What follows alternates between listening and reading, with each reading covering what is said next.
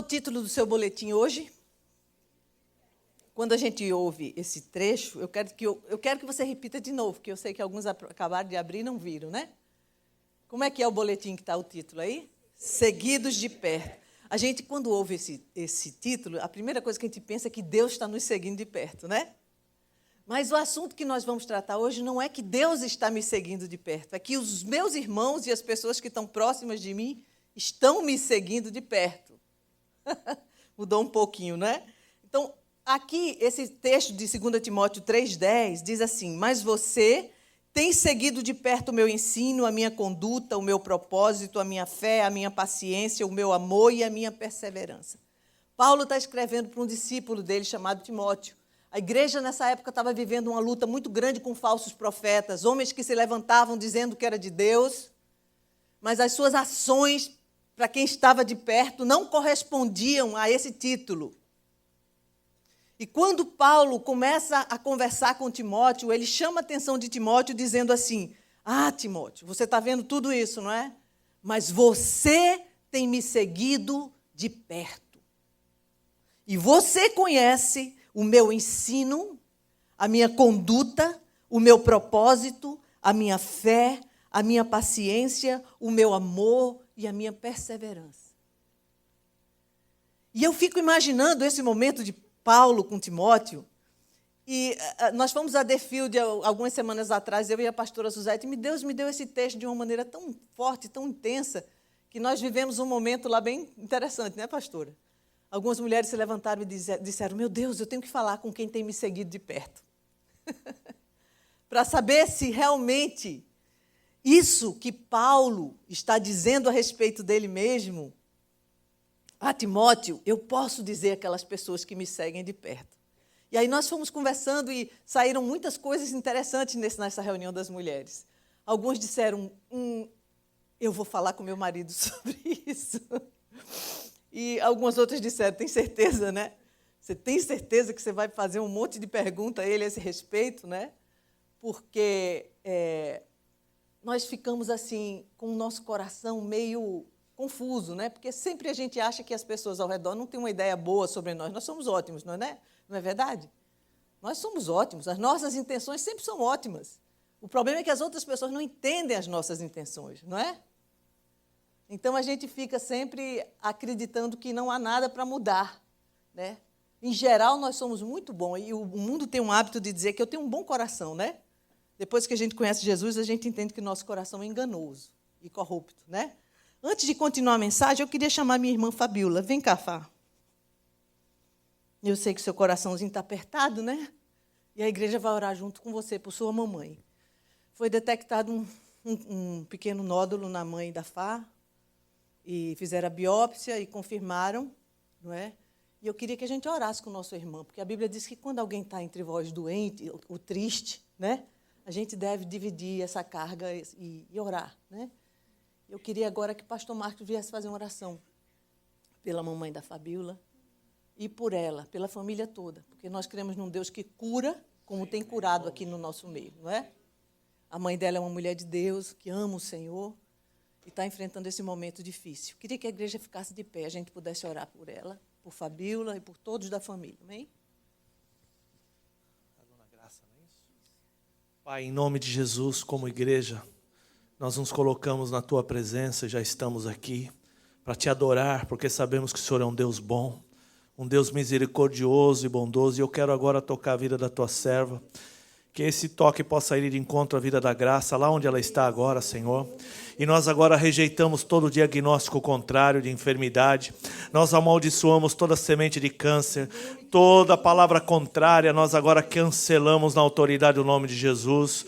E nós declaramos agora sobre a vida dela saúde, Senhor, porque a Tua palavra que foi dada é que isso não é para a morte, mas é para a vida e para a glória do Senhor Jesus. E nós sabemos, Senhor, que ela vai sair aprovada, que ela vai sair melhor nesse processo, e que o Senhor vai ser glorificado nessa cidade ali onde ela está, e que a Tua família, os seus filhos vão poder glorificar o Teu nome, Senhor. Por isso nós Te agradecemos e Te bendizemos, Senhor, porque sabemos que o Senhor é bom e a sua misericórdia dura para sempre. Abençoa cada um, Senhor, que nesse momento também aqui enfrenta alguma luta nessa área de enfermidade. E nós agora amaldiçoamos toda a semente de enfermidade. Abençoamos agora cada um, cada família, que agora que possa estar passando por uma luta nessa área, que o Senhor venha trazer o conforto, o consolo, mas principalmente declaramos agora cura, Senhor, física, cura emocional e cura espiritual, em nome de Jesus. E a igreja concorda, nós profetizamos e recebemos, e nós dizemos amém e amém. Amém, queridos? Obrigado por participar conosco desse momento tão precioso da igreja e da família de Deus. Nós choramos juntos, oramos juntos, nos alegramos juntos. E é importante que a igreja esteja junto nessas horas, não é? Então, querido, quando nós recebemos a Cristo, acontece uma mudança muito grande, não é? Quantos já receberam Jesus como Senhor e Salvador da sua vida? Viveram a experiência de receber alguém vivendo dentro da sua alma. Nessa hora começa uma ebulição, uma alegria, um momento tão seu, tão de dentro. E é interessante, o novo convertido, quando recebe Jesus, que é impactado pela presença dele, ele fica querendo falar com todo mundo, né? Você já viu? Entra nos lugares, olha, agora eu sou cristão, agora eu recebi Jesus, e ele começa a viver aquela realidade. E eu lembro muito de uma senhora que nasceu de novo lá no Brasil, na nossa igreja do Brasil. E a primeira vez que ela foi, eu dei um abraço nela e nós recebemos com muito amor e ela aceitou a Cristo. Mas ela ficou tão cheia de graça, tão cheia da vida de Deus, que onde ela estava, ela ia na padaria, ela falava de Jesus. Ela ia para qualquer lugar e ela não parava porque o fogo estava grande demais. E aí, um dia eu estava na minha casa e eu recebi um telefonema. Pastora, tudo bem? Tudo bem, querida, como vai? Tem uma pessoa aqui que eu estou falando de Jesus, fale com ela. Eu não sabia se era homem, se era mulher, se era uma menina, eu não sabia de nada, eu só sabia que o fogo era tão grande, ela não conseguia passar o que ela estava experimentando, e ela passou o telefone, e eu disse, então, oi, tudo bem, como vai? Eu digo, Senhor, me dá graça agora para eu poder ajudar a minha irmã que está lá, né, falando desse amor tão profundo, né? Mas sabe, querido, quando a gente começa a andar na caminhada cristã, a gente começa a sentir resistência. A princípio da própria família. O que aconteceu? Fizeram uma lavagem cerebral em você. Você está maluca, né? Você está louco. O que aconteceu? Ou, se você for alguém que aprontava muito, vai dizer, vai aprontar de novo. O que você está arrumando aí? Você tem alguma coisa nova no ar? Não é? Então, você sofre uma resistência ao redor, né? Até que as coisas começam a acalmar. E aí nós vivemos uma coisa que talvez seja mais complexa e mais difícil do que essa resistência externa, que são situações que nós vivemos dentro da igreja que nos assustam. A gente encontra dentro da igreja pelo menos 3 tipos de pessoas,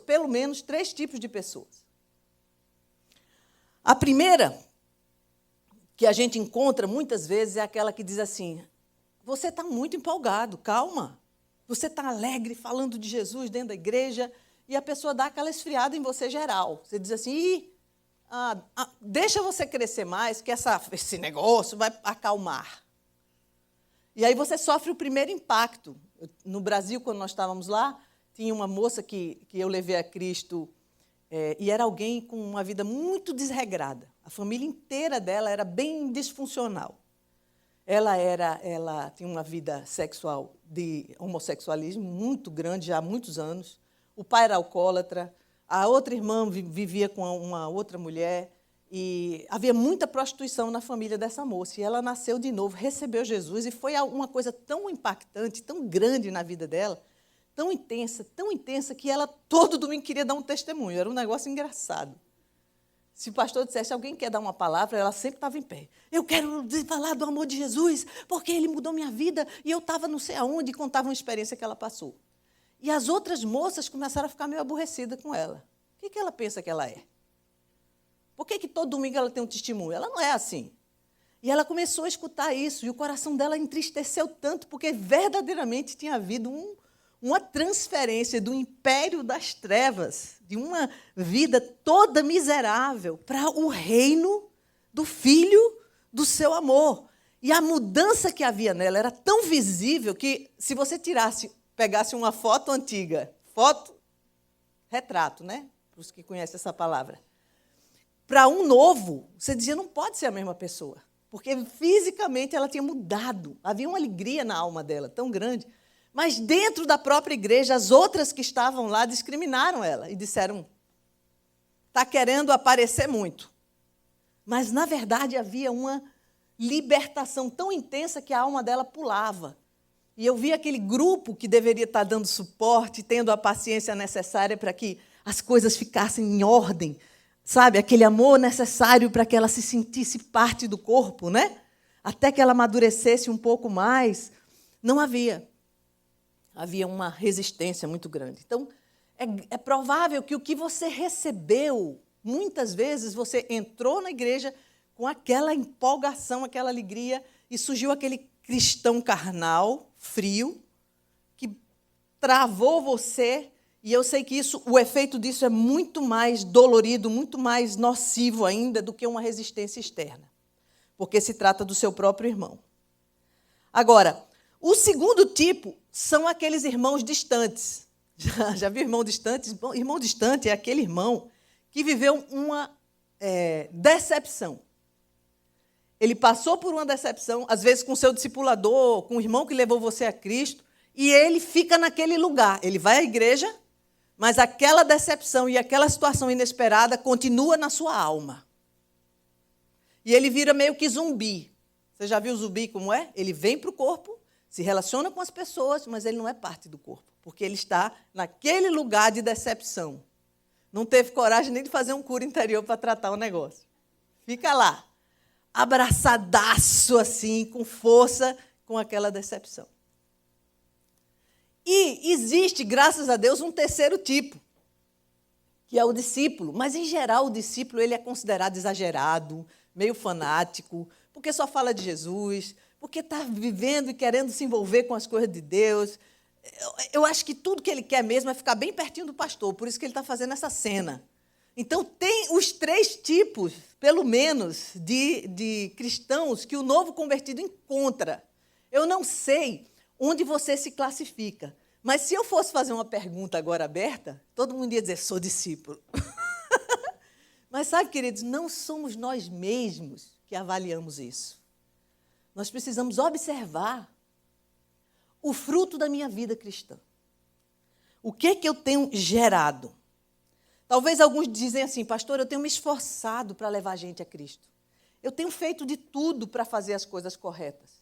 E aí Deus me manda nessa manhã para falar sobre um tema chamado graça de Deus. Quando nós compreendemos o que significa a graça de Deus, quando a gente se dá conta do que é, não dá para a gente compreender em toda a sua profundidade, porque ela é tremendamente grande.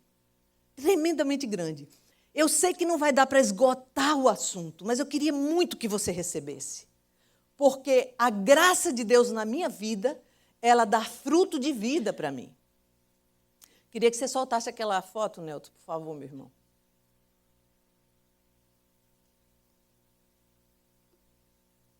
Nelton? Wake up. Mas não foi Nelton não, viu? Fui eu que deixei essa foto aí bem agora, na hora que eu entrei. Olha só, olha que coisa incrível.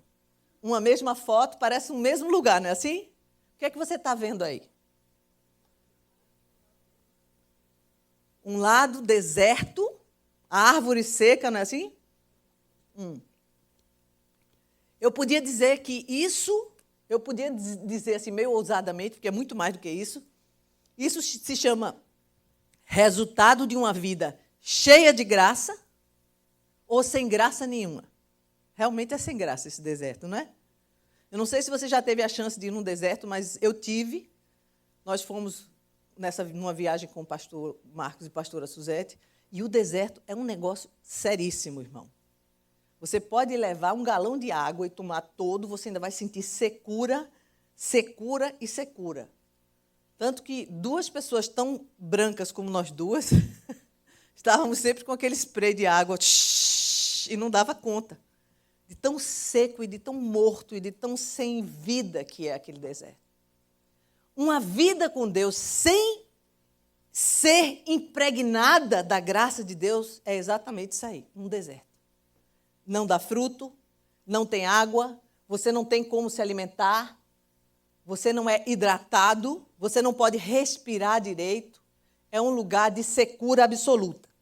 Eu acho que você tem no seu boletim aí um quadro, não tem? Que diz assim, quando os que nos seguem... Você quer ler comigo isso? Vamos lá? Quando os que nos seguem de perto não são tocados pelo resultado da nossa vida com o Senhor, é preciso avaliar se temos nos auto-excluído da graça de Deus. Você prestou atenção no que você leu? Vamos ler mais uma vez com mais convicção, ok? Vamos lá.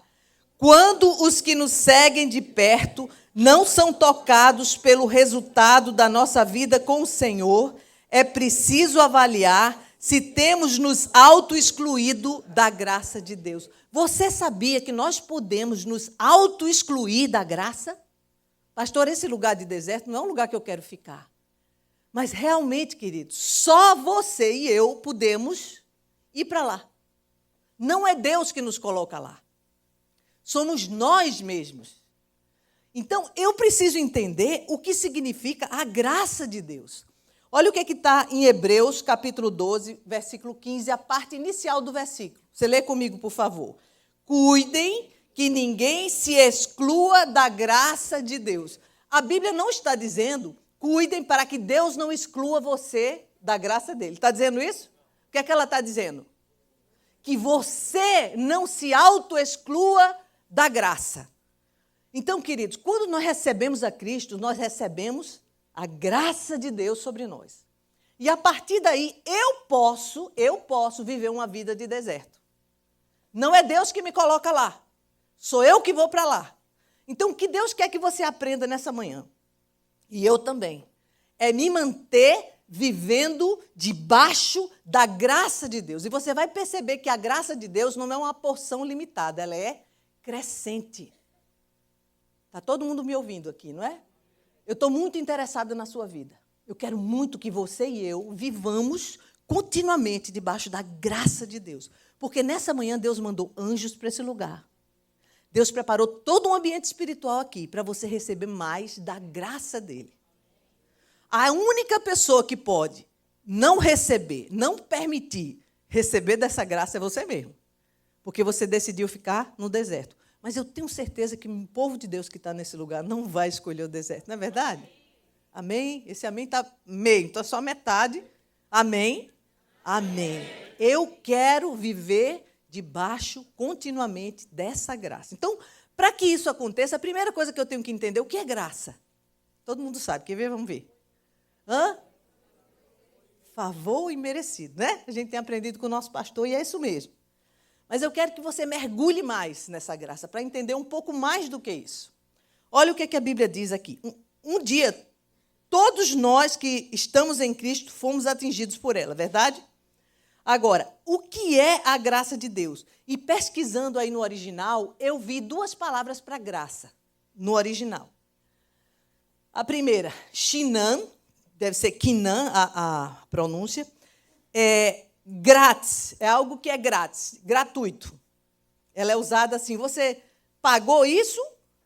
Não, eu recebi grátis. É essa palavra. Você vai ver vários textos na Bíblia com essa expressão, tinam. Caris é a segunda palavra para graça. Aquilo que dá alegria, doçura, amabilidade, favor imerecido. É algo que Deus me entrega. Isso é graça, ok? Tem uma diferença e a gente vai entender. Agora, como é que essa graça de Deus atua? Como é que ela age? Primeiro, ela é um presente de Deus. Não é nada que eu comprei, não é nada que eu mereça, não é nada que eu tenha feito qualquer tipo de artimanha e por isso eu sou digna da graça. Graça é algo que partiu de Deus para mim quando eu ainda era pecador. Quando eu praticava o pecado, porque nós ainda somos pecadores, redimidos, mas naquela época eu era inimiga de Deus. A graça de Deus já veio sobre a minha vida. Então, olha o que diz Efésios 2:8, diz assim, pois vocês são salvos através de quê? Da graça, pela graça, por meio da fé, e isso não vem de vós, é dom de Deus. E eu comecei a pensar nisso. Meu Deus, eu pensei que eu era salvo pela fé. Verdadeiramente, nós somos salvos pela fé. Mas funciona como se houvesse um tubo, certo? Daqui para cima. Deus derramando graça. E esse tubo é a fé. Mas a salvação é a graça que vem através do tubo até chegar em mim. Que imagem mais simples, né? Você entendeu agora como é? A diferença é assim, eu sou salvo por meio de um favor, de uma amabilidade, de uma entrega que eu não mereço, mas eu só sou atingido por isso quando eu tenho fé. Eu aprendi tanto com esse negócio que eu já decorei esse texto desde que eu me converti, mas eu digo, Deus, eu sempre disse assim, a minha fé me salvou. Não é a minha fé que me salvou, é a graça que me salvou. Foi o amor e a dádiva de Deus. Deus está com a sua graça na mão para derramar sobre mim. O que é que acontece? A minha fé está fechada. A graça não chega e eu não sou salvo. Simples. Então, nós somos salvos pela... diga comigo. Pela graça, eu sou salvo. E isso vem até mim através de um tubo chamado fé. Pronto, agora você pode pregar. Pode falar de Jesus para todo mundo. Você vai dizer assim, olha, tem um tubo enorme na sua cabeça. E Deus está com uma vontade enorme de derramar o amor dele lá. Então, você tem que abrir o tubo, meu filho. Diga assim, abre o tubo, meu irmão. Quem já viu isso, né? O pastor inventa umas coisas, né, pastor Mar? Mas a graça está aí, foi dada. Só vai me atingir através da fé. Então, ela atua dessa maneira. Não é assim, Deus resolveu dar graça e jogou na sua cabeça. E pronto, aí você recebeu. Não, você tem que abrir o tubo. Aí ela vai te alcançar. Favor imerecido. Sempre. Às vezes eu vejo alguns cristãos que acham que, pronto, agora eu sou cristão, agora eu mereço. Deus, como é que você está me deixando passar por isso? Hello? Você ainda vive debaixo da graça, querido. Quando é que nós vamos merecer alguma coisa? Nunca. É graça. Ah, mas eu sou um cristão bem direitinho, bem comportadinho. É graça. A Bíblia diz que nós merecemos morte, porque o salário do pecado é a morte. E a gente peca esporadicamente, eu espero, mas peca. E o salário do pecado é morte.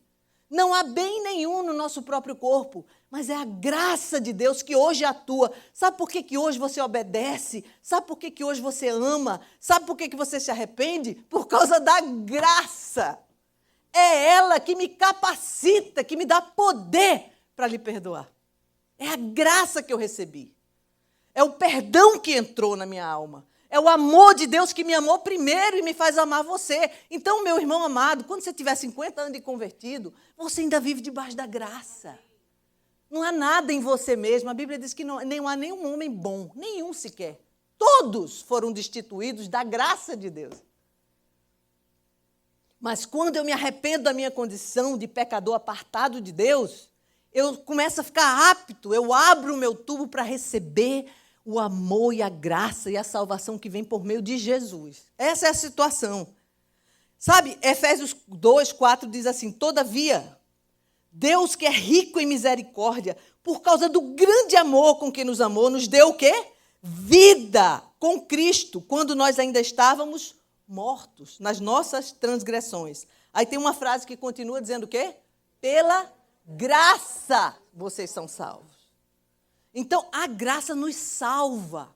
Ela nos arrebata do deserto para o reino do Filho do seu amor, para um lugar de vida, de transformação, de sentido. Entende? Então, é a graça que me leva para esse lugar. Agora, um outro ponto que diz assim, a graça nos guarda. Sabe que viver debaixo da graça nos protege? Às vezes a gente faz uma ideia errada.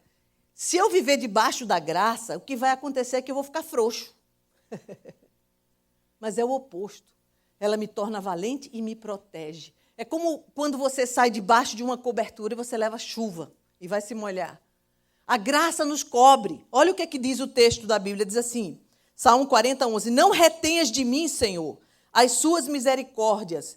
Guardem-me sempre, o quê? A tua graça e a tua verdade. A graça de Deus me guarda, me protege. Ela também é crescente, não é algo estagnado. A graça deve ser algo na minha vida que aumenta. A minha porção de graça para cada dia deve ser ampliada. Veja o que é que diz aqui em Lucas 2,52. E crescia Jesus em sabedoria, estatura e graça diante de Deus e dos homens. João capítulo 1,16 diz o quê? Porque todos nós temos recebido da sua plenitude e o que mais? Graça. Olha, deixa eu te contar. Deus tem graça sobre graça para derramar sobre a sua vida. Pastora, por que eu não recebo? Abre o tubo. Acho que quando a gente sair nessa manhã, vai dizer, o que a pastora pregou domingo? Sobre o tubo. Vai ser complexo, mas você vai poder falar e vai ser um bom gancho aí para entrar na história. Todo dia Deus está com a sua vasilha imensa, dizendo, vou derramar graça sobre você. Sabe, Deus não desperdiça graça. Por isso que o seu tubo tem que estar aberto e limpo.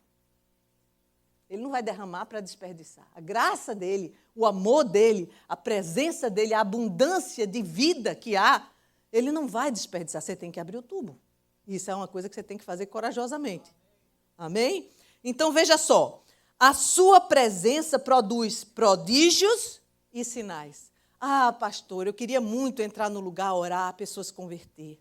Eu queria tanto entrar numa casa de um enfermo, orar e ele se levantar. Ah, pastor, isso seria maravilhoso. Escuta, querido. A presença da graça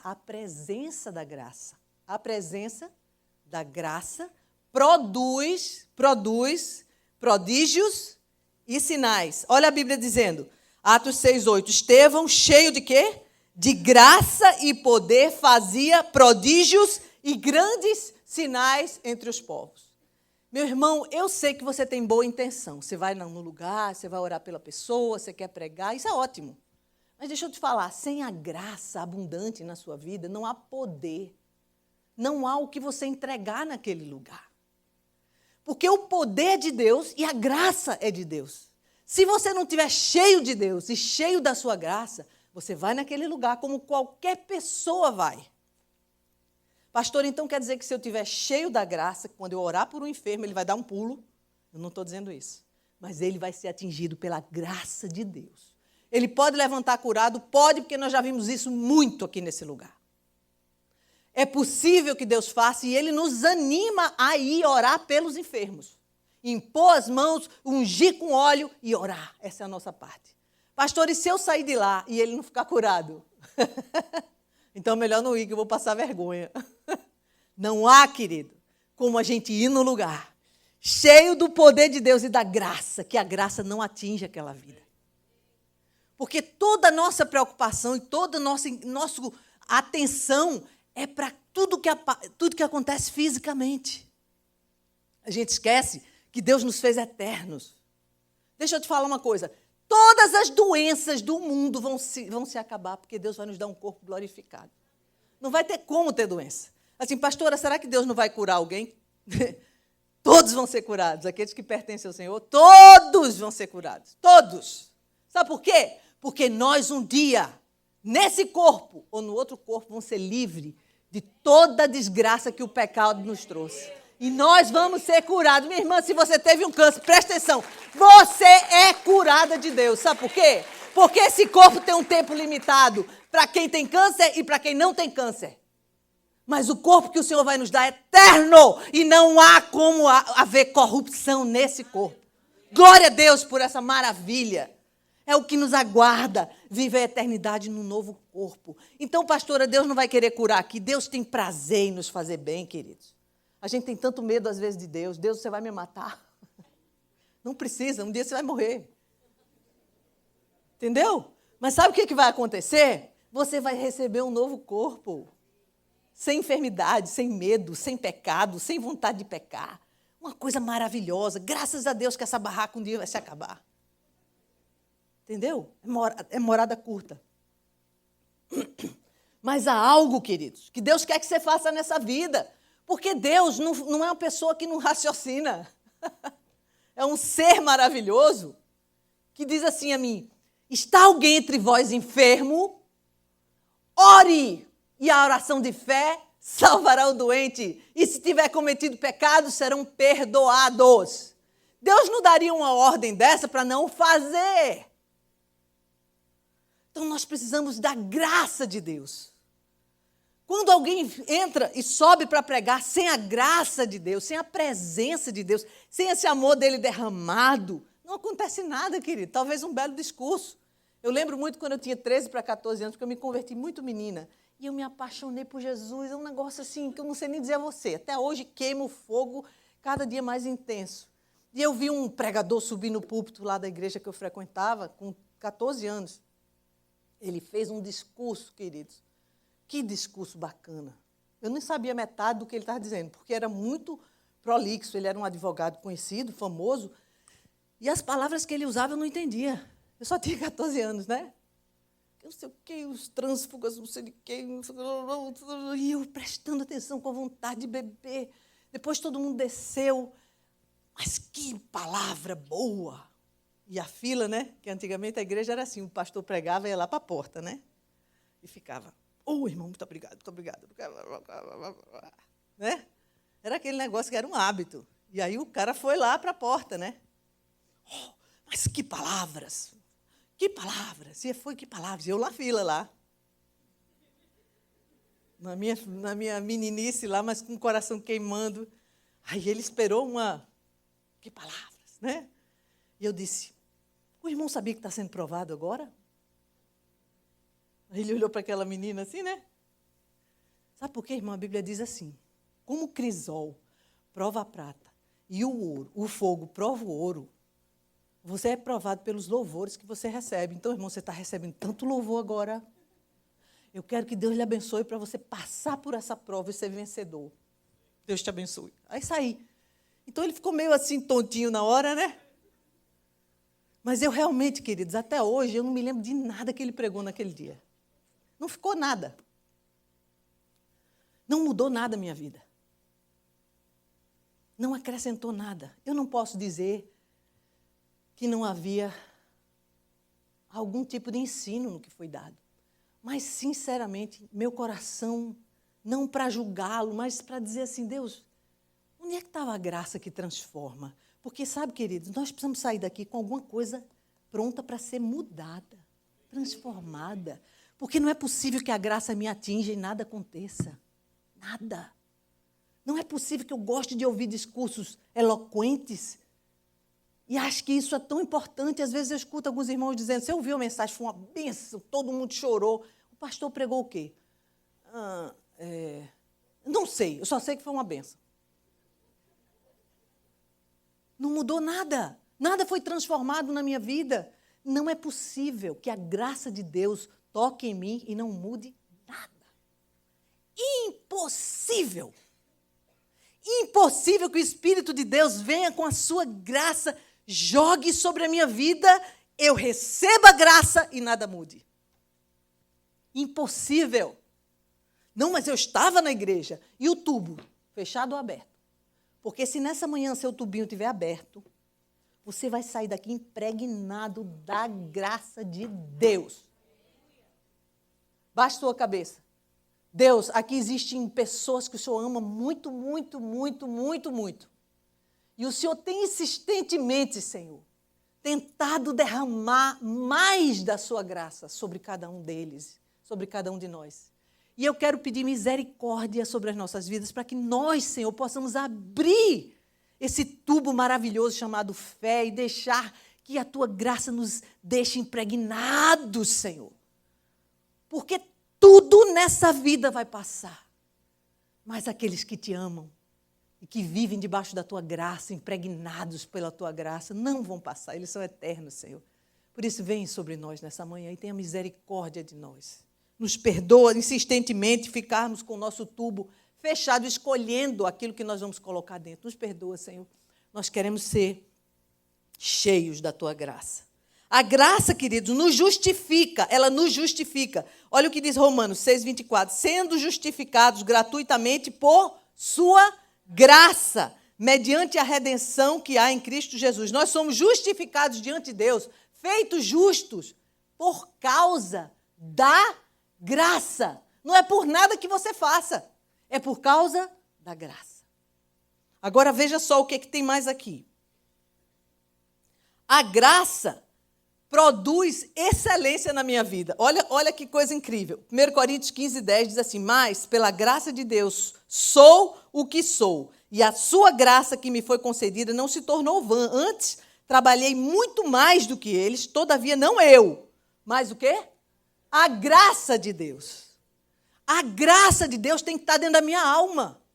É ela que me faz realizar coisas excelentes. É ela que me motiva, é ela que me impulsiona. Eu não posso deixar de lembrar de um pastor que eu vi fazer uma obra na África por 40 anos. Ele tinha eu já compartilhei com a igreja, mas eu acho importante isso.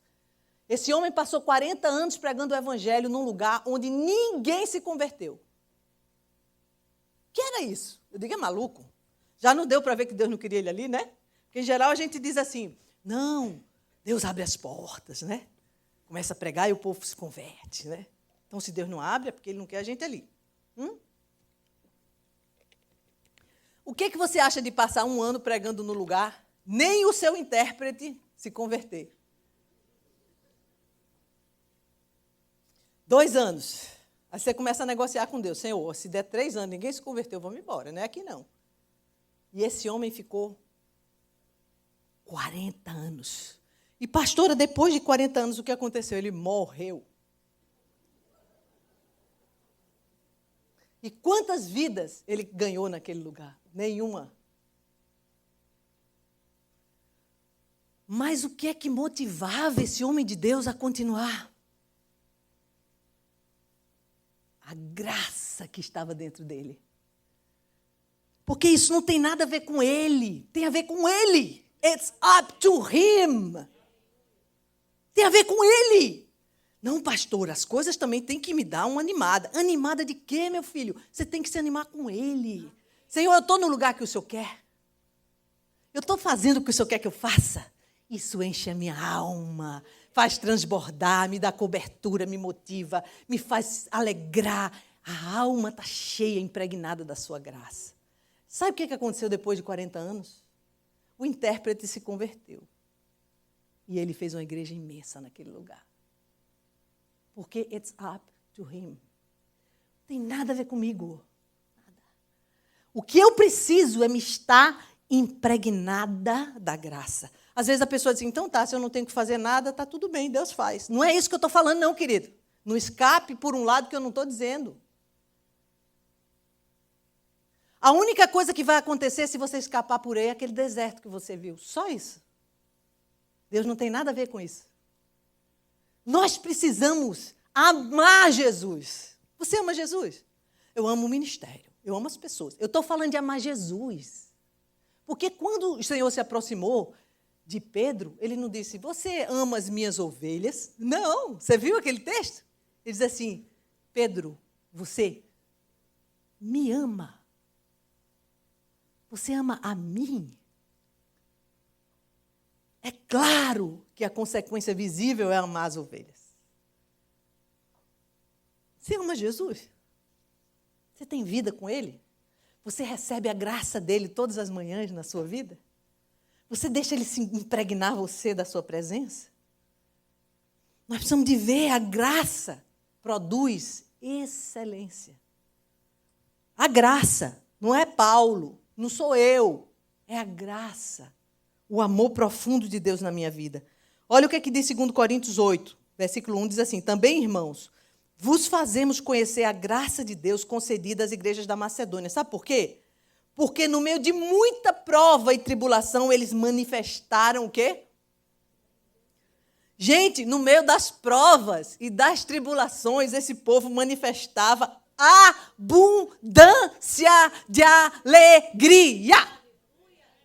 Por causa de quê? Da graça de Deus. Pastor, eu não posso estar feliz, eu estou passando por uma prova. Escuta, queridos, no meio das tribulações e da dificuldade financeira em todas as áreas, eles manifestavam abundância de alegria. Era um negócio incrível. Aí, sabe o que acontecia? A profunda pobreza deles superabundou em grande riqueza da sua generosidade. Esse povo, nesse lugar, estava passando dificuldade financeira sem tamanho. Sem tamanho. Sabe o que acontecia? Abundância de alegria. E mais, sabe o que eles faziam? O que eles faziam? Gente passando aperto financeiro, perdendo casa, perdendo trabalho, perdendo dinheiro. Sabe o que acontecia? A graça trazia uma abundância de alegria. E sabe o que mais? Olha o que a Bíblia diz. E a profunda pobreza deles superabundou em grande riqueza da sua generosidade. O que é generosidade? Entrega. Meu Deus, que coisa incrível. Super pobres, dando. Como é que eles davam se eles não tinham? Eles recebiam de Deus e davam. Havia uma transferência. Não era assim, ele recebia, eu vou ficar sem. Vai nada, filho, dá. E Deus enchia a casa deles de uma alegria que dinheiro não compra, saúde não compra, nada compra. Pastora, quando eu tiver isso, eu vou ser muito feliz. Conversa, meu filho. Não é dinheiro. Não é abundância de saúde, é graça que você precisa. A graça de Deus. Que é um amor que enche a minha alma, transborda, explode e abençoa o outro. É um negócio fantástico esse Deus, maravilhoso. Pastor, o que é que eu vou precisar? Quando eu sair daqui, o que é que eu preciso mais? Graça, meu filho. Diga, Deus, eu estou abrindo meu tubinho, ele é pequenininho, é tão acanhado, mas eu vou abrir, o Senhor pode despejar. E é interessante que o tubinho pequeno, ele tem mais força, sabia? Quando ela entrar, entra assim, ó. Não é não? É assim. Sabe, queridos, agora há uma coisa em Zacarias 11:10 que eu quero que você leia comigo. Diz assim, tomei a vara, chamada graça, e a quebrei, para anular a minha aliança que eu fizera com todos os povos. Olha que negócio incrível. Pode ser quebrada. Ah, pastor, agora eu já sou salvo, já sou alvo da graça, e pronto. E pronto não, filho. Pode ser quebrada. Eu conversei muito com o meu pastor hoje de manhã, nós dois preparando para vir na igreja. Você está entendendo o que é que está dizendo aqui? Estamos entendendo. Isso e aquilo. E nós ficamos uma boa parte, eu atrapalhando ele de se arrumar, que ele tinha que chegar mais cedo aqui, para o espanhol, para falar sobre graça. E nós ficamos, meu Deus, você está entendendo? A gente lia um versículo e lia o outro, porque nós conversamos muito na hora que a gente está se arrumando sobre a palavra, é muito gostoso. Eu sou muito edificada na arrumação lá de casa, entendeu? Eu aperto a gravatinha dele, ele arruma não sei o quê, bota isso aqui, e nós estamos falando. Porque a graça é algo que eu digo, Jesus, eu não vou conseguir entregar. A graça de Deus é algo que você não pode viver sem ela, meu filho. Ah, eu já sou cristão. Você não pode viver sem a graça. Ela pode ser quebrada. Agora, vamos ver um pouquinho como é que eu me auto-excluo da graça. Você está interessado nisso? Você não quer ser deserto, não é verdade? Você quer ser uma vegetação próspera, frutífera, que dá vida a você e aos que passam. Então, querido, você precisa prestar atenção como é que você se auto-exclui da graça, para você não ficar sem a bênção de Deus. Todo mundo quer ser abençoado. Eu vim aqui, pastor, para ser abençoado. Ok, então não se exclua da graça. Porque isso é só você que pode fazer. O diabo não pode excluir você da graça. Deus não lhe exclui da graça. Deus não diz, então vá-se embora, aqui, vai embora, vai, não vou lhe dar graça mais não. Não é Deus, não é você, é eu e você. Então nós precisamos de entender para não entrar nesse lugar. Como viver a vida cristã na sua plenitude, apartado da graça? É ela que nos torna capazes de usufruirmos da doçura do que nos foi dado de graça e, através da graça, o amor de Deus. Então vamos ver como é que a gente se afasta. Hebreus 12, 14, a palavra de Deus está dizendo assim, esforcem-se para viver em paz com todos. Vamos ler comigo esse versículo, por favor, 14 e o 15. Esforcem-se para viver em paz com todos e para serem santos. Sem santidade, ninguém verá o Senhor. Cuidem que ninguém se exclua da graça de Deus, que nenhuma raiz de amargura brote e cause perturbação, contaminando muitos. Aqui existe um mapa para você entender como é que você se auto-exclui. Vamos aprender como é que se auto-exclui para poder não se auto-excluir? A primeira coisa que o versículo está dizendo aqui, qual é a primeira palavra do versículo 14? Esforcem-se. E o que é esforcem-se? Não é assim? Não é assim, ó. Eu fiz um grande esforço agora, levantei o microfone. Não é. É o que Liliu fez lá em casa. Carregando umas pedras para botar lá. Liliu, meu irmão, tem abençoado a gente mais lá, num serviço que a gente fez por lá. E eu vi aquele irmão, ontem chegou lá em casa 9h30 da manhã, passou o dia inteiro carregando pedra. E era esforço, irmão. A Bíblia está dizendo assim, para quê? Para viver em comunhão. A Bíblia está dizendo assim, se você se esforçar, se você não se esforçar, você começa a se auto-excluir da graça. Assim, tá bom, não foi muita coisa não, deixa lá, o irmão vai resolver, depois a gente fica bem. Você começou a se excluir da graça. Por quê? Porque se tem algo para tratar no seu coração e esse negócio ficou aí e você não trata, você começa a se excluir da graça. Olha a Bíblia como é clara e simples de se ver. Quando eu não me esforço para ter comunhão com os meus irmãos, eu começo a me excluir da graça de Deus. Meu irmão, não tem jeito. Você já ouviu isso para trás, para frente, virado de cabeça para baixo? Não foi, não? Quantas vezes você tem alguma coisa contra o irmão, senta lá com ele, querido. Ele pode não ser o rosto mais bonito que você gostaria de ver naquela hora, entendeu? Mas isso está vinculado à porção de graça de Deus sobre a sua vida. Não é só sobre a dele, é sobre a sua especialmente. A segunda coisa que a Bíblia diz aqui é, vamos ler comigo, esforcem-se para viver em paz com todos e para que mais? Para vocês serem sem santidade, não tem graça. Mas não tem graça mesmo. Entendeu? Não dá para receber a graça de Deus se você tem uma vida de pecado. Pastor, é só uns pecadinhos pequenininhos. Pode ser o que for. Você está excluído da graça.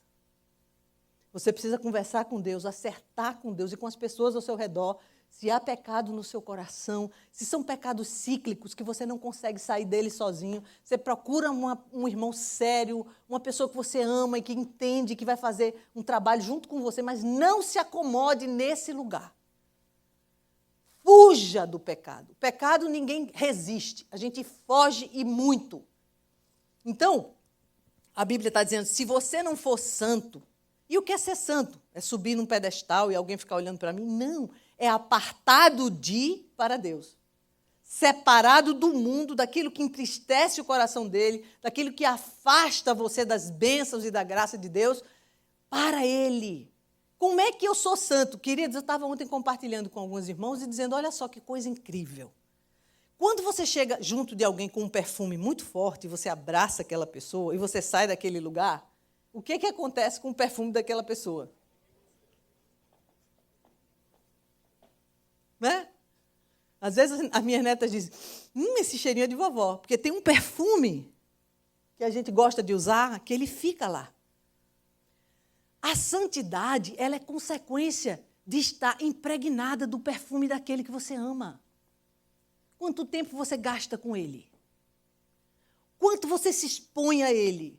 Quanto tempo você pensa durante o dia naquilo que ele fala com você? Quando você acorda de manhã, o que está no seu coração? Você acorda com uma canção de adoração na sua boca? Você lembra de um texto que Deus falou para você ontem? De uma mensagem que impactou seu coração? Ou a sua cabeça e o seu coração está impregnado? Oh, meu Deus, deixa eu ver o que é que eu faço para não pecar hoje. O que tem enchido o seu coração? Quanto tempo você expõe seus olhos a imagens e às cenas que você sabe que desagradam profundamente o coração de Deus e lhe apartam da graça? Quantas vezes você disse palavras, porque a Bíblia diz que nós somos cheios do Espírito Santo e da sua graça, quando a gente fala entre nós com salmos, hinos e cânticos espirituais, somente aquilo que edifica. Quanto tempo você fica falando bobeira, tolice, coisa que não edifica? Quando eu tenho uma vida santa, separada para o Senhor, eu começo a expressar o que está dentro da minha alma. Você vai ver o que saía de dentro de Jesus quando ele falava. Nós vamos ter esse texto já. Eu fiquei muito impactada com isso.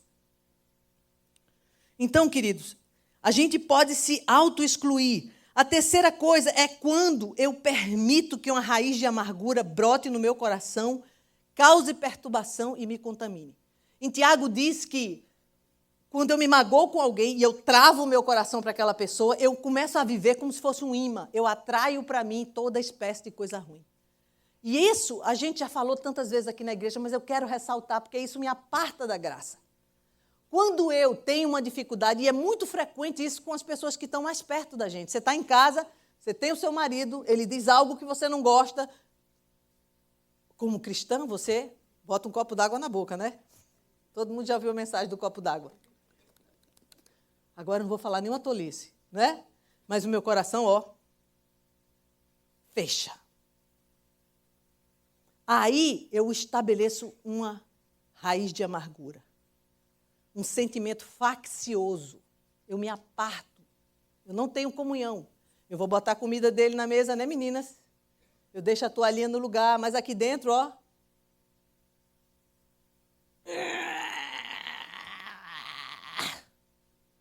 raiz de amargura ali, ó. O que é que eu faço com aquilo? Isso é tão frequente, queridos. É tão frequente. E eu falo isso com muita tranquilidade, porque durante muitos anos na minha vida, como eu sou uma pessoa muito estável, não sou de gritar, nem me empolgo, eu consigo, você vai andar comigo. Se eu tiver um coração triste, você vai ver. Você não vai ver. Mas Deus me curou disso, em nome de Jesus. Por causa daquela estabilidade. Hoje, você diz, pastor, existe alguém na sua vida que você gostaria de dizer umas coisas, já disse a todo mundo. Tem nada me corroendo, me fazendo mal. Porque quando a gente guarda, queima a gente, não é o outro. Então, às vezes as pessoas, pastora, você tem alguma, pastor Marcos diz, me exorte, tem alguma coisa para me dizer, me exorte. Ô, meu irmão, já teria exortado se tivesse, não demora nada. Nada. Então, queridos, quando eu começo a olhar para o meu irmão e guardo algo que eu não resolvo, bloqueio a graça. Ah, Deus, podia ser tão fácil, né? A gente resolvia contigo, né? Tem gente que diz assim, não, já falei com Deus, está tudo resolvido. Então, a gente vai ter que conversar com ele para mudar o programa da Bíblia. Porque a Bíblia diz que se você tem raiz de amargura contra alguém, você tem que procurar a pessoa, tratar. Alguém vai orar por você e você vai ser curado. Ele não deixa você independente do outro. Deus sempre vai nos fazer dependentes, né? Não, Senhor, eu mesmo oro. Está perdoado em nome de Jesus. E não acontece. Aí ele diz assim, estou esperando, vamos fazer o que eu mandei? Então, meu amor, minha amada, meu amado, se você tem uma raiz de amargura aí, cuidado, isso é um bicho peçonhento, vai queimar você por dentro, vai fazer de você um enfermo eterno. É hora de se levantar e dizer, chega, não mais. Não mais. Eu preciso da graça de Deus. Tem gente que diz assim, pastora, você fala que sente o amor de Deus. Sinto, querido. Muito, muito. Estou sentindo essa manhã aqui, nesse lugar. Mas sabe o que é que acontece, queridos? Quando o nosso caninho está tapado, você não vai sentir o amor de Deus. Você precisa abrir essa situação e resolver. Porque por mais que Deus queira, e eu também, que você seja impregnado pela graça, não vai acontecer. Não tem oração de fogo, não tem jejum, não tem nada. Santidade, comunhão com meus irmãos, nenhuma raiz de amargura brotando para não me perturbar e nem contaminar outros. Nenhuma. Amém? A consequência disso é que eu me auto-excluo da graça de Deus. O resultado é um reflexo completamente negativo. Quem são esses? Pastora, o título é seguido de perto, né? Então, eu estou dizendo a você que se a graça de Deus não estiver impregnada na sua vida, as pessoas que estão ao seu redor não vão ser tocadas por nada. Vão conviver com você anos e nada vai mudar na vida delas. Mas se a graça estiver lá, aí, pastora, todo mundo vai se converter. Eu não estou dizendo isso, meu amado. É possível, uma grandíssima possibilidade. Mas que elas vão ser tocadas, incomodadas e mexidas e, de alguma forma, abençoadas, vão por causa da graça de Deus que está sobre você. Quem são esses que estão nos seguindo de perto? 2 Timóteo 3 diz assim, mas você tem seguido de perto o meu ensino, a minha conduta, o meu propósito, a minha fé, a minha paciência, o meu amor, a minha perseverança, as perseguições e os sofrimentos que eu enfrentei, coisas que me aconteceram em Antioquia, Icônio e Listra. Quanta perseguição suportei, mas de todas essas coisas o Senhor me livrou. Versículo 12, de fato, todos os que desejam viver piedosamente em Cristo Jesus serão perseguidos. Em geral, as pessoas pregam sobre esse último versículo, né? Que é muito, ser irmão em Cristo fiel oh, meu Deus, vai ser perseguido. Vai mesmo. Mas se a graça estiver sobre você, perseguição é sinônimo de glória e de glorificação para o nome de Jesus. Porque quando os apóstolos eram feridos, eles diziam assim, é uma honra para mim sofrer por causa do meu Senhor. Isso não era causa de tristeza e de peso, era de honra. Honrados por servir o Senhor. Parece um bando de maluco, não é? Não é não, Tassi? Diga aí. Ficar feliz, estou sofrendo por Jesus, preso aqui nas cadeias, oh glória, né? E assim, não, Senhor, isso não é coisa que faça com um servo de Deus, né? Mas sabe, queridos, os servos de Deus começam a ser curados por dentro. Por fora é uma consequência. E eu quero que você seja cheio da graça. Amém? Então, olha só, essas testemunhas, os nossos que seguem de perto, eu fiquei pensando na minha alma, eu disse, Deus, será que eu podia dizer para os meus filhos,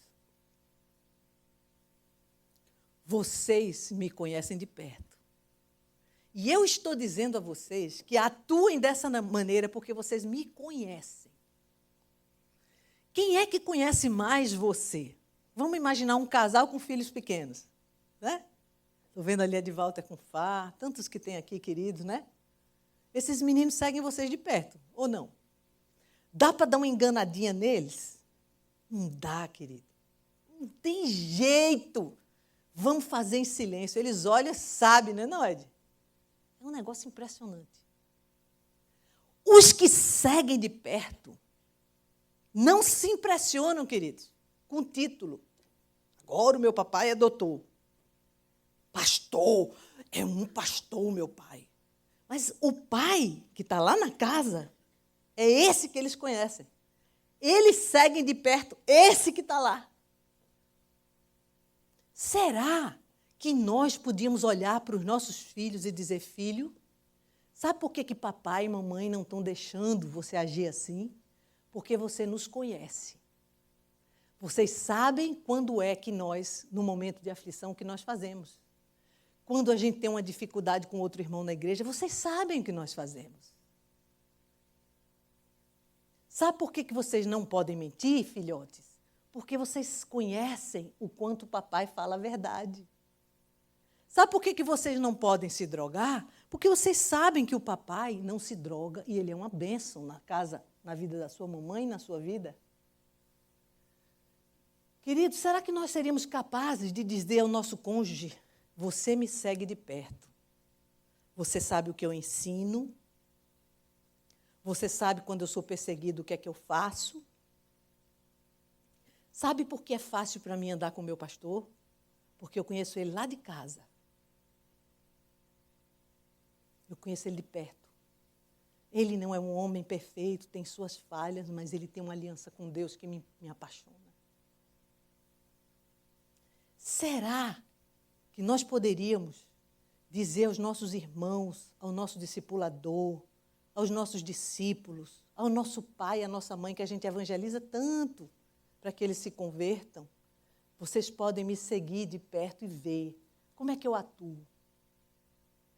Nós temos que pensar, gente, e dizer, Deus, o que está acontecendo comigo, Senhor? Faz 10 anos que eu estou naquela empresa, ninguém foi tocado pela sua graça. Por que, Senhor? Nós temos muitas testemunhas, queridos, que nos seguem de perto. Então, eu começo a fazer um grande esforço para poder ganhá-los para Jesus. Mas sabe o quê? Se sua vida não for impregnada pela graça, você vai só fazer barulho, nada vai mudar, nada vai acontecer. Quantos de nós convivemos com pessoas por anos e anos e anos e anos e nunca aconteceu nada na vida deles? Gente que chega no seu trabalho com a cara séria, a primeira coisa que você pensa é dizer, já vem, cara abusado, de novo, chato. Você não teve nunca uma iniciativa de dizer assim, você está com problema, meu irmão, posso orar por você? Deixa eu fazer uma oração. Deus é aquele que resolve problemas. A graça de Deus sobre aquela vida. Quantas vezes você vê situações que você deveria, se você estivesse cheio da graça, o amor de Deus passaria por você para chegar naquela vida.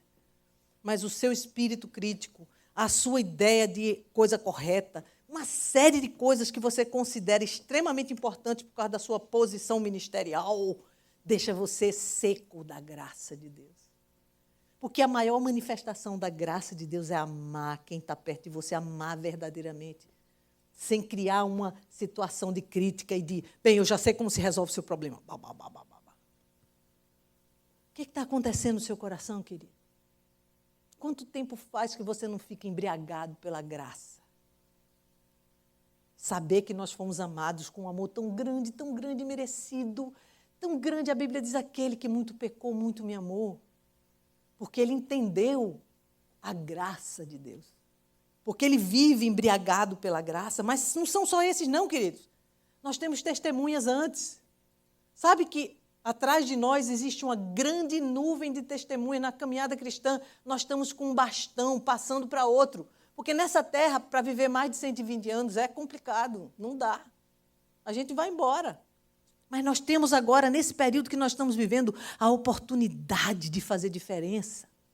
É agora, nesse momento. Mas há uma grande nuvem de testemunha para trás, não que nos veem fisicamente, não é um espírito que nos vê, mas os atos, a entrega deles, o amor deles. Olha o que diz em Hebreus 12, diz assim, portanto, nós também, visto que temos a rodear-nos tão grande nuvem de testemunhas, desembaraçando-nos de todo o peso do pecado que tenazmente nos assedia, corramos com perseverança a carreira que está proposta. Olhando para quem?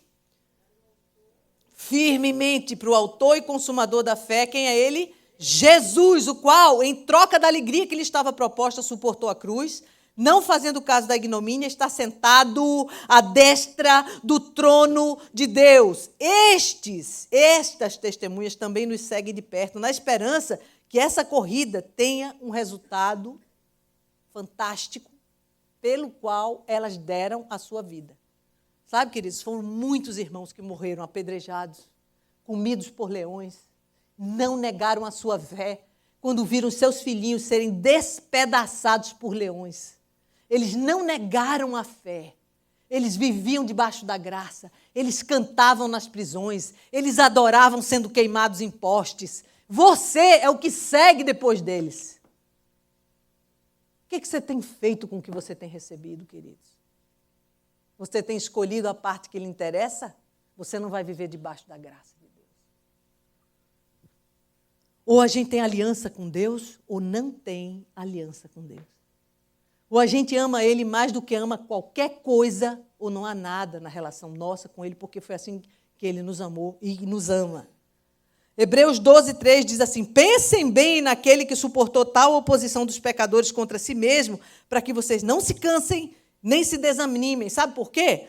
Porque na luta contra o pecado, vocês ainda não resistiram até o ponto de derramar sangue. Quem foi que derramou sangue aqui por causa do Evangelho? E aqui nessa plateia aqui? A Bíblia está dizendo que vocês não chegaram lá ainda, nem eu. Agora, como é que eu permaneço? Eu entendi que eu tenho que viver debaixo da graça, que eu não posso me excluir da graça, que eu não devo me excluir da graça, mas como é que eu me mantenho lá? Sabe, querido? Jesus é o nosso modelo, não é verdade? Jesus extravasava a graça de Deus em todo o seu ser. A Bíblia diz que ele, quando abria a boca, a graça de Deus extravasava. Quando você abre a sua boca, o que é que sai? Uma lista de críticas, uma lista de soluções para as coisas que você acha que é para ser feita daquela forma. Uma coisa que é interessante é que Deus convida os maridos a serem graciosos com sua esposa, numa área que eu acho muito interessante. Às vezes as esposas estão naquela fase de período menstrual, né, pré-menstrual, fica assim um azedinho caprichado na TPM, né? Aí, às vezes, ela chega com problema. Porque não faz isso, porque não aconteceu aquilo. E vai conversar com quem? Quem? Maridão. Maridão, porque isso não deu certo, aquilo não deu certo. Aí o maridão puxa uma lista, né? É muito fácil resolver isso. Você faz isso. Eu passei por isso, queridos. E eu ficava tão aborrecida com o meu pastor. Não entendi nada. Eu não preciso. Um dia eu tive coragem. Eu não preciso que você resolva. Por que você está conversando comigo? Não parece lógico, né? Você quer uma opinião, né? E eles, o que você quer que eu faça? Me dê um abraço. Como? Me dê um abraço. Diga, vai passar, meu amor. Tudo vai ser bom. Não se preocupe, não. Vai dar certo. Oh, glória!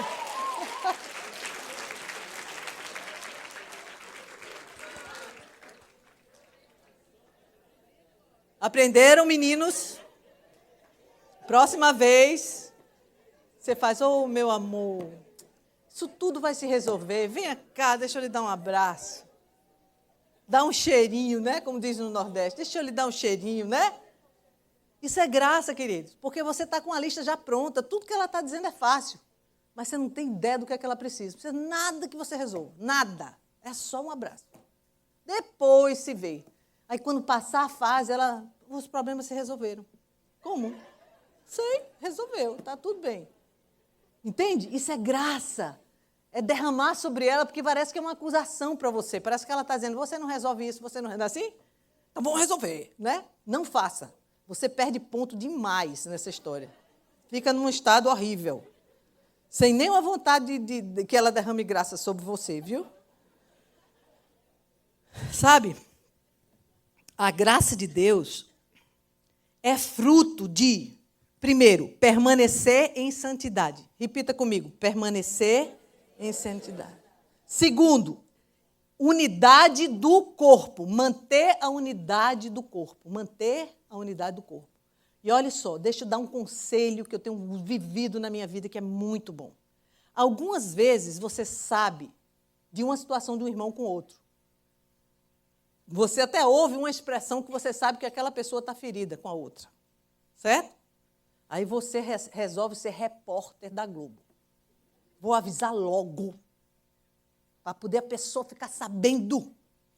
Aí você sai em disparada para aquela pessoa. Acho que fulaninho está com raiva de você. Existem coisas, querido, que primeiro você engole e ora. Diz, Senhor, eu estou percebendo que existe alguma coisa que não está bem ali. Né?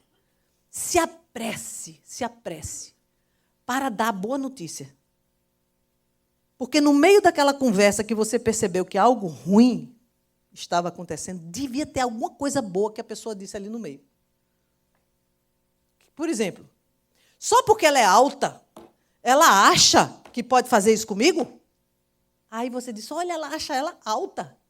Isso deve ser uma coisa boa. Então eu vou lá na minha irmã e digo, puxa, você não sabe o quê? Fulaninha acha você alta, elegante, bem alta, bonita. Passe a coisa positiva. Quando aquela irmã alta olhar para outra baixinha, ela vai dar um abraço naquela baixinha. E você começou a promover comunhão e unidade entre as duas. Você não foi feito para fazer divisão, querido. Isso é papel do diabo. Você não é filho do diabo? Ou é? Se não é, as práticas do diabo não podem ser as suas. Tudo que é prática dele, você tem que anular. Porque, senão, você vai ser reconhecido como filho dele. Jesus falava com os escribas e fariseus e diziam, vocês são filhos de Abraão? Mas vocês não fazem a obra de Abraão? Na verdade, vocês são filhos do diabo, porque ele é mentiroso desde o início e é isso que vocês praticam, a mentira. Então, Jesus não tinha conversa fiada, né? Na hora a gente podia dizer, Jesus podia ter sido mais suave, né? Para ver se ganhava os escribas, né? Aquele pessoal já tudo arrumadinho, de paletó, parecendo gente boa, né? Mas sabe, queridos, é tempo de viver impregnado da graça. Não dá para se esconder de Deus. Nessa manhã, o Espírito Santo está nesse lugar. Ele sabe exatamente o que está acontecendo dentro de você. Eu não sei. Eu só estou vendo gente bonita aqui prestando atenção à palavra de Deus. Mas Ele lhe conhece. E, pasmem, Ele ama você. E Ele continua com aquela jarra virada para derramar no seu caninho. Quem é que vai abrir? Pastora não pode abrir. Tem que ser individual, pessoal. Terceiro ponto, submissão à autoridade de Deus e às autoridades que Ele instituiu sobre a sua vida. 3 coisas. Santidade, unidade e submissão à autoridade. Ah, pastor, eu sou submissa a Deus. Amém. É? É. Então é fácil. Você é submissa a seu marido, você é submissa à autoridade que está sobre você. Porque a submissão a Deus, ela é visível. Ela não é etérea, ela é visível. Como é que eu sei que alguém é submisso a Deus? Como é que eu sei que eu sou submissa a Deus? Porque eu sou submissa às autoridades que Ele instituiu sobre a minha vida. É uma consequência natural. Mesmo autoridades humanas que têm suas falhas. Às vezes a gente ouve tanta coisa, não é, queridos? A gente veio do Brasil, vê tanto escândalo, né? Com dinheiro, com pastor que fez não sei o quê, não é assim? Parece que a gente gosta de falar nesses assuntos. Eu quero lhe dar um conselho. Não fale. Porque cada um daqueles homens vão dar conta a Deus do que estão fazendo. Você vai dar conta de você. Cada um dará conta de si mesmo ao Senhor. Eu não empresto os meus ouvidos para ouvir quem caiu, porque há primeiro sentimento que me dá uma tristeza profunda. Pelo coração de Deus, por aquele irmão que caiu. Que desgraça aquilo. Nós não temos que nos refastelar. Sabe aquele pastor, não sei quem, caiu? Meu irmão, quem está cheio da graça de Deus, não entra nesse processo assim. Um dia, todos nós vamos estar diante do Senhor, mas Ele quer me dar uma vida abundante aqui nesse lugar. Isso só é possível se a graça de Deus estiver abundantemente na minha vida. Jesus ia crescendo em sabedoria, estatura e graça diante de Deus. Agora veja esse Salmo 45, 2. Presta atenção, eu quero que você leia comigo, prestando atenção nisso, que nós já estamos terminando. Tu és o mais formoso dos filhos dos homens, nos teus lábios se extravasou a graça. Por isso, Deus te abençoou para sempre. Deus está nos chamando para extravasar a graça pela nossa boca. Que tal começar a trocar as expressões que você tem dito por graça? Como isso é possível, pastora? Quando eu sou impregnado pela graça, o que sai da minha boca é que o meu coração está cheio. Não é assim? Quando você tiver muita vontade de dizer uma coisa que não é boa, troque ela por graça. Comece a manifestar o amor de Deus na vida daquela pessoa. Sabe, queridos, Deus não ama você mais do que Ele ama o seu irmão. Deus não ama o pastor Júnior mais do que ama você. Às vezes as pessoas pedem o pastor Júnior para orar por alguma coisa que acham que o pastor Júnior é mais amado por Deus do que ele. Não é. Se você for para o Evangelho de João, você vai ver Jesus dizendo, Pai, que eles saibam que tu tens amado a eles da mesma maneira que tens amado a mim. João 4, 23, se não estou equivocado com o endereço. Pai, 17, ele estava orando pelos discípulos. Diz assim, Pai, que eles saibam. Escute isso, Jesus falando, orando ao Pai, que tu tens amado a eles da mesma maneira que tens amado a mim. Sabe o que era que Jesus dizia, queridos? Pai, eu te agradeço, porque sempre me ouves. Deus ouve Jesus mais do que a mim, mas Ele me ama da mesma forma que Ele ama Jesus. Por que Ele ouviria mais a Jesus do que a mim? Pelo fato de Jesus viver cheio da graça, quando a boca dele se abria, extravasava o quê? Graça. E tudo que ele falava com Deus, tudo que saía da alma de Jesus, entrava no coração de Deus. E Deus atendia as suas orações. Nós precisamos que Deus atenda as nossas orações. Não é verdade, querido? Nós temos muitas orações, não é? Quando a gente faz tempo de oração na igreja, é uma multidão que vem. Não é verdade? Verdade. Mas sabe o que, queridos? Se nós estivermos cheios da graça, nós vamos saber o que pedir. Não há como Deus dizer não. Porque o coração do filho dele vai estar cheio, impregnado da graça. E da boca dele, como saía da boca de Jesus, esse texto é riquíssimo. A Bíblia diz assim: nos teus lábios se extravasou a graça. Se extravasou. Eu quero que você fique de pé, querido. Aquele que a palavra tornou-se carne, viveu entre nós, vimos a sua glória, glória como do unigênito vindo do Pai, cheio de graça e de verdade.